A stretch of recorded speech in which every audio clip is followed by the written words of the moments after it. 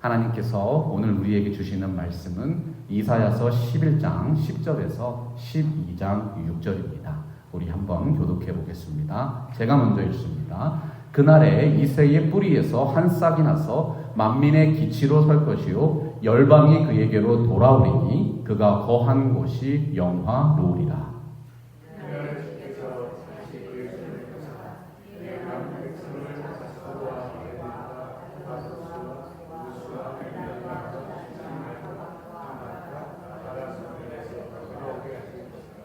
여호와께서 열방을 향하여 기치를 세우시고 이스라엘의 쫓긴 자들을 모으시며 땅 사방에서 유다의 흩어진 자들을 모으시리니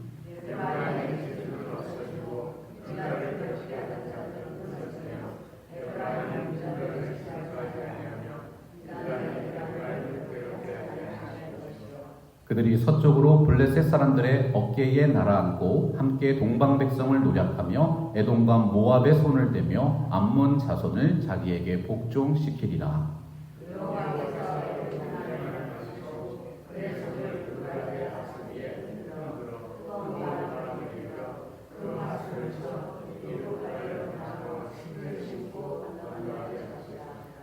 그의 남아있는 백성 곧 아수르에서 남은 자들을 위하여 큰 길이 있게 하시되 이스라엘이 애굽 땅에서 나오던 날과 같게 하시리라.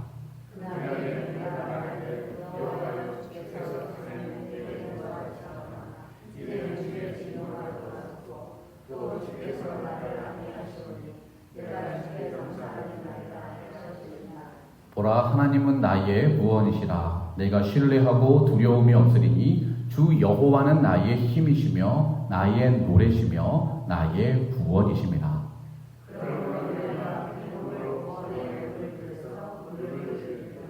그날에 너희가 또 말하기를 여호와께 감사하라. 그의 이름을 부르며 그의 행하심을 만국 중에 선포하며 그의 이름이 높다 하라.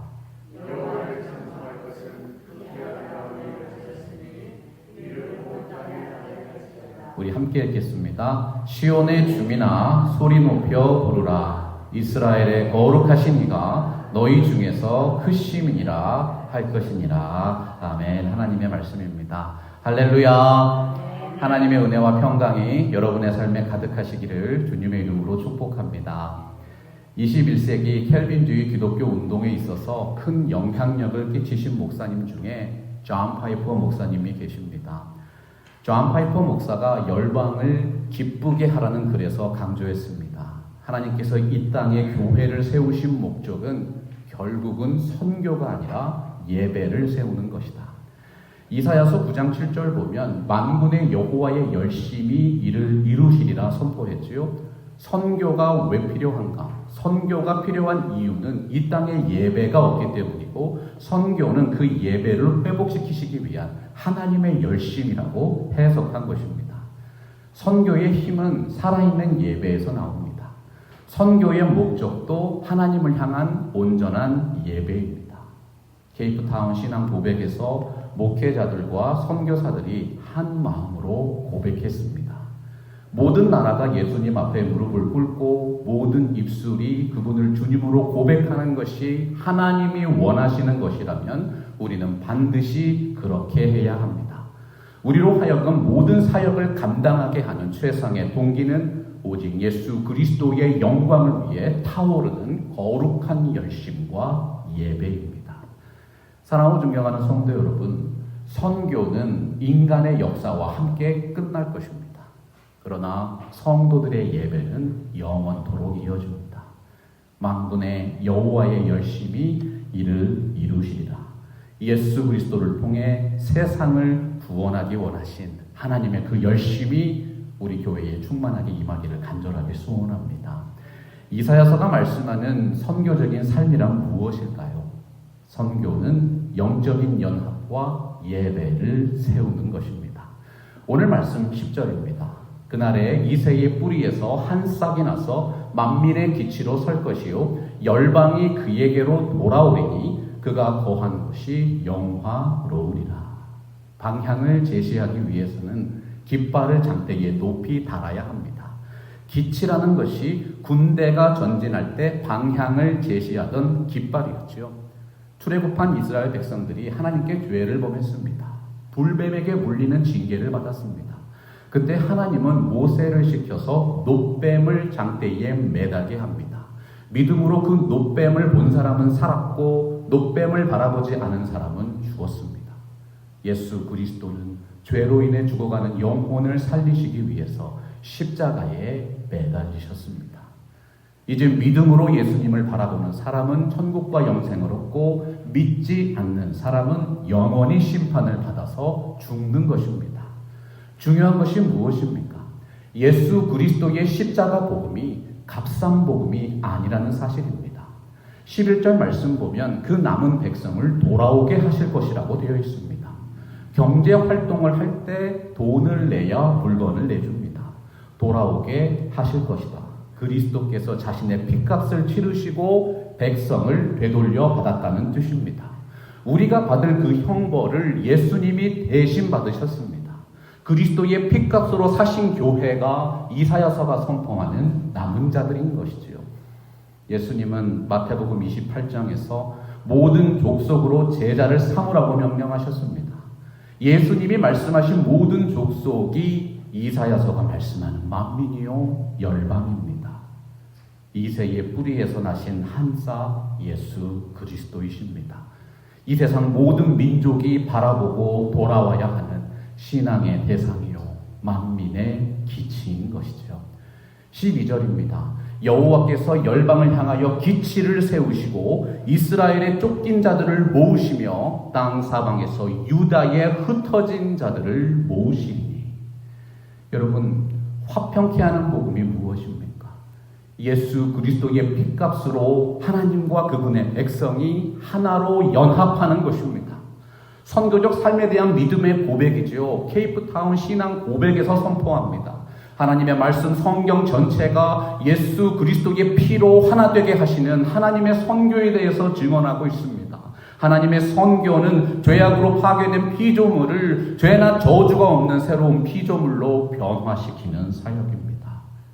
오직 예수 그리스도 안에서 이루어지는 새로운 변화가 있습니다. 새로운 창조의 역사를 통해서만 이것이 가능합니다. 고린도후서 5장 17절에서 선포했지요. 그런즉 누구든지 그리스도 안에 있으면 새로운 피조물이라. 이전 것은 지나갔으니 보라 새 것이 되었도다. 그 다음 구절에서 우리에게 사명을 주셨습니다. 우리로 하여금 화목하게 하는 직책을 주셨다고 했습니다. 선교적인 교회가 어떠한 교회입니까? 하나님과 죄인들을 화평케 하는 복음을 전파하는 교회입니다. 오늘 말씀 13절 보십시오. 에브라임의 질투는 없어지고 유다를 괴롭게 하던 자들은 끊어지며 에브라임은 유다를 질투하지 아니하며 유다는 에브라임을 괴롭게 하지 아니할 것이다. 에브라임은 북이스라엘을 나타내죠. 유다는 남유다를 상징합니다. 서로 반목하고 분쟁을 일삼았던 두 나라는 사실 하나님이 축복하신 한 민족 이스라엘입니다. 성경의 역사를 살펴보면 바벨론 포로에서 돌아온 남유다 사람들은 북이스라엘 사람들을 아주 부정하게 생각했습니다. 그들이 이방인들과 결혼을 해서 혼혈 민족을 이루었기 때문이지요. 신약 성경에서 말씀하는 사마리아 사람들이 북이스라엘의 남은 자들이었습니다. 요한복음 4장 9절에서 말씀했지요. 이는 유대인이 사마리아인과 상종하지 않았다. 이사야 선지자는 늘 분쟁과 싸움을 멈추지 않았던 두 나라가 같은 하나님의 백성으로서 화평하게 될 것이라고 예언했던 것입니다. 12절을 다시 보시면 여호와께서 열방을 향하여 기치를 세우시고 이스라엘의 쫓긴 자들을 모으시며 땅 사방에서 유다의 흩어진 자들을 모으신다고 했습니다. 흩어진다라는 단어, 전 세계에 흩어진 하나님의 백성 디아스포라의 어원입니다. 사도행전 2장 5절에 기록되어 있지요. 그때의 경건한 유대인이 천하 각국 열방으로부터 와서 예루살렘에 거하여 있었다. 오순절날 강림하신 성령께서 제자들로 하여금 하나님의 큰 일에 대해 말하게 하셨습니다. 베드로가 전파한 설교를 듣고 3,000명의 유대인들이 회개했습니다. 이사야서가 예언한 신약 교회가 시작된 것이지요. 그 이후에 이방인이었던 백부장 고넬료의 집에 성령이 임하심으로 유대인과 이방인 모두에게 예수 그리스도의 복음이 전파되기 시작된 것입니다. 그날 이후 오늘까지 이어진 말씀과 성령의 역사는 열방에 흩어진 하나님의 백성을 그리스도의 몸된 교회로 모이게 하셨습니다. 이제는 유대인이나 헬라인이나 종이나 자주자나 남자나 여자나 다 그리스도 예수 안에서 하나가 된 것이지요. 그리스도 예수께 속한 자면 그 누구라도 아브라함의 자손입니다. 하나님의 약속대로 유업을 이을 자가 된 것입니다. 예수 그리스도를 머리로 하는 전 우주적인 교회가 지금도 한 몸으로서 확장되고 있습니다. 선교적인 교회는 예수 그리스도의 이름으로 흩어진 하나님의 백성들을 모아드리는 교회입니다. 결론적으로 선교적 교회는 하나님이 사랑하신 열방을 가슴에 품은 교회입니다. 케이프타운 신앙 고백에서 말하죠. 우리는 열방에 흩어진 하나님의 백성을 사랑합니다. 사랑이 무엇일까요? 사랑은 연대를 요청합니다. 서로를 사랑한다는 것은 몸의 한 지체가 고통을 당하면 모든 지체가 함께 그 고통을 느끼는 것입니다. 그리스도 예수 안에서 한 몸이 되었기 때문이죠. 문화가 다르고 인종이 다르고 교단이 다르고 교파가 달라도 그것이 성경의 핵심 진리를 훼손하는 이단적인 사상이 아닌 이상 예수 그리스도의 복음 안에서 한 형제라는 것이 화평케 하는 복음입니다. 사도 바울이 에베소서 2장 13절에서 말씀했지요. 이제는 전에 멀리 있던 너희가 그리스도 예수 안에서 그리스도의 피로 가까워졌느니라. 우리는 무엇보다 우리가 믿는 개혁주의 장로교 신앙을 지켜가는 교회가 되어야 합니다. 오직 성경의 신앙입니다. 오직 은혜, 오직 믿음, 오직 그리스도, 하나님의 영광을 위하여 사역하고 하나님의 영광을 위하여 살아가는 진정한 켈빈의 후예가 되어야 하는 것이지요. 그러나 우리가 믿는 그 교리적인 전통과 정체성을 가지고 다른 이들과도 협력할 수 있는 연합하는 사람이 필요합니다. 문화와 인종과 교단과 교파가 달라도 그리스도를 전파하는 복음 사역에 있어서는 서로 협력할 수 있다는 것입니다. 이사야서가 16절에서 선포하고 있습니다. 그의 남아있는 백성 곧 아수르에서 남은 자들을 위하여 큰 길이 있게 하시되 이스라엘이 애굽 땅에서 나오던 날과 같게 하시리라. 이 말씀은 죄와 사망 권세를 깨뜨리신 예수님의 십자가 사건을 의미합니다. 애굽에서 고통받던 백성들을 하나님이 출애굽시키셨습니다. 하나님의 백성을 괴롭히던 사탄의 권세, 어둠의 세력을 십자가 위에서 무너뜨려 버리셨습니다. 이사야서가 말씀하는 백성은 바로 지금 온 세계에 흩어진 신실한 그리스도인들을 모두 포함하고 있는 것이지요. 그들 모두가 우리와 함께 예수의 환난과 그의 나라와 인내에 동참하고 있는 분들인 것입니다. 온 교회가 온 복음을 온 세계에 전파하는 아름다운 연합, 이것이 바로 우리가 믿는 신앙을 바르게 전파하는 선교적인 교회의 모습입니다. 그렇기 때문에 하나님의 사람은 하나님을 예배할 수밖에 없습니다. 하나님의 구원을 확신하는 과정에서 하나님을 예배할 수밖에 없는 분명한 이유를 깨닫게 되기 때문이죠. 오늘 말씀 1절에서 고백하고 있습니다. 주께서 전에는 나에게 노하셨으나 이제는 주의 진노가 돌아섰고 또 주께서 나를 안위하시오니 내가 주께 감사하겠나이다. 우리가 예전에는 하나님의 진노를 받아 죽을 수밖에 없는 죄인들이었습니다. 하지만 이제는 예수 그리스도의 보혈의 은총으로 죄사함을 받고 천국과 영생을 얻었습니다. 존귀하신 주님께서 인간의 몸을 입고 이 땅에 오셨습니다.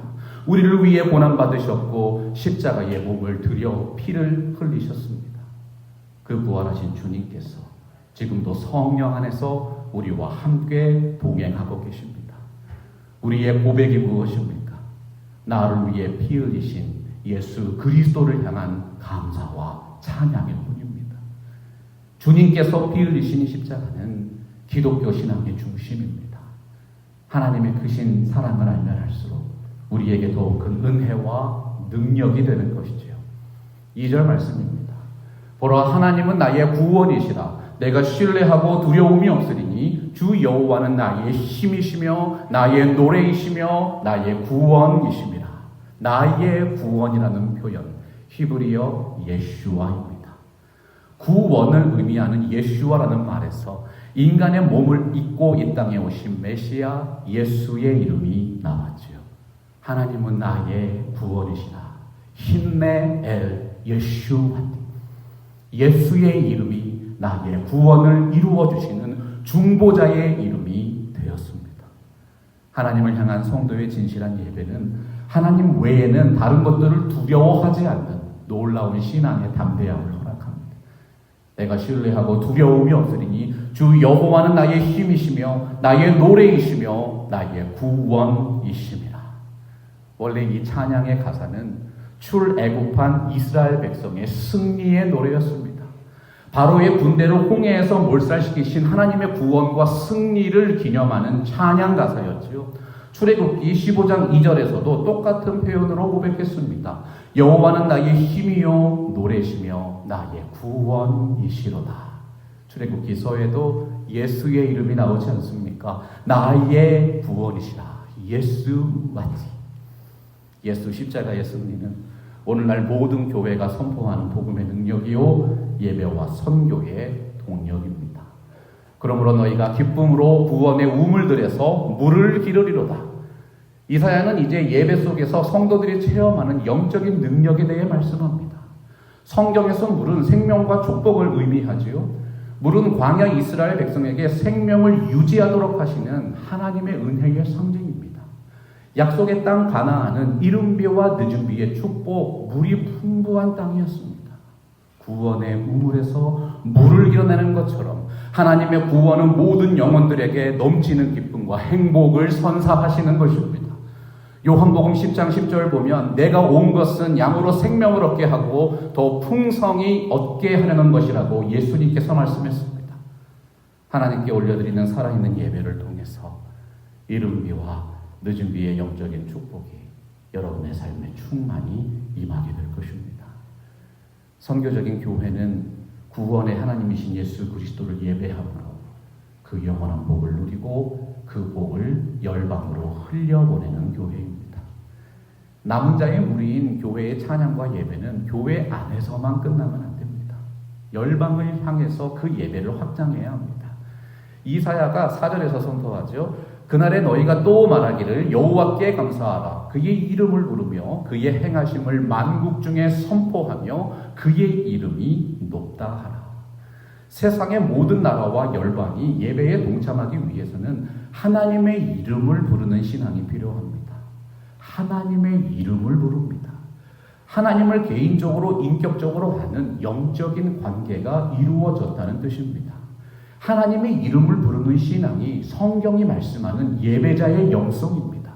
세상 모든 민족에게 하나님이 누구신지 가르치고 그 말씀을 지켜 행하게 하는 예수 그리스도의 지상 명령이 이사야서의 말씀을 통해서도 이루어지는 것이죠.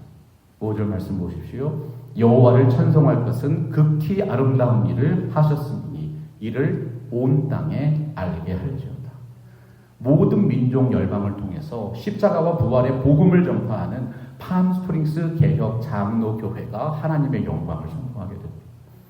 우리 교회를 통해서 수많은 영혼들이 하나님께 돌아와서 그분을 예배하는 아름다운 역사가 이루어질 줄로 믿습니다. 믿습니다. 우리는 예배 속에서 하나님을 만납니다. 예배에 사람을 초청함으로 하나님과의 만남을 주선할 수 있습니다. 이사야는 11장 9절에서 물이 바다를 덮음같이 여호와를 아는 지식이 세상에 충만할 것임이라 선포했습니다. 하박국 선지자가 그 말씀을 바꾸어 표현했지요. 대저 물이 바다를 덮음같이 여호와의 영광을 인정하는 것이 세상에 가득하리라. 사랑하고 존경하는 영광스러운 성도 여러분, 하나님의 지식을 전파한다는 것은 하나님의 영광을 인정하는 신앙 생활을 한다는 것입니다. 여러분이 예배하는 그 하나님은 얼마나 크신 분이십니까? 그분이 얼마나 위대하신 하나님이신지 여러분의 마음과 삶의 고백으로 이웃들에게 전파하십시오. 하나님을 전파하는 것이 최고의 사랑이라고 했습니다. 아무리 서로 위로받고 우리가 서로 행복해도 하나님을 모르면 무슨 소용이 있습니까? 가장 사랑하는 사람들에게는 가장 소중하고 영원하고 가치 있는 것을 주어야 하는 것이죠. 그분들을 이 예배로 초대하십시오. 이 교회에 먼저 와 계신 분들이 그 사랑을 전파하지 않으면 누가 전하겠습니까? 최고의 사랑은 여러분이 이미 차고 넘치게 누리고 계신 그 은혜와 사랑을 이웃에게 전하는 것입니다. 하나님이 여러분에게 허락하신 가정과 일터와 삶의 현장에서 자신이 그리스도인이라는 사실을 알리십시오. 세상 사람들과 구별된 모습으로 여러분이 받은 그 진리와 사랑을 전파하십시오. 어떤 상황 속에서도 하나님께 모든 영광을 돌리는 참된 예배자의 삶을 살아가실 때 여러분들의 이웃이 비로소 우리가 믿는 하나님의 크심을 깨닫게 되는 것이죠. 하나님이 이러한 목적으로 이 땅에 팜스프링스 개혁 장로교회를 세우셨습니다. 매일 아침마다 하나님의 말씀을 읽게 하십니다. 온라인으로 수요 예배를 드리고 말씀을 배우게 하십니다. 주일마다 이 아름다운 성전에서 예배를 드릴 수 있는 너무나도 큰 은혜를 허락해 주셨습니다. 매 주일 매 순간마다 하나님이 우리에게 세상을 살릴 수 있는 기회를 주고 계신 것이죠. 신령한 예배는 내가 한 주간 동안 만난 하나님에 대한 체험적인 고백이라고 했습니다. 지난 한 주간의 삶 속에서 여러분은 어떠한 하나님을 만나셨습니까? 하나님을 더욱 깊이 알아가는 체험적인 지식이 선포되어야 합니다. 팜스프링스 개혁 장로교회의 주일 예배에 여러분이 사랑하는 그 이웃들을 초청하시기 바랍니다. 시온의 주민아 소리 높여 부르라. 이스라엘의 거룩하신 이가 너희 중에서 크심이니라 할 것이니라. 이사야서가 우리에게 보여주고 계신 아름다운 예배와 선교의 비전입니다.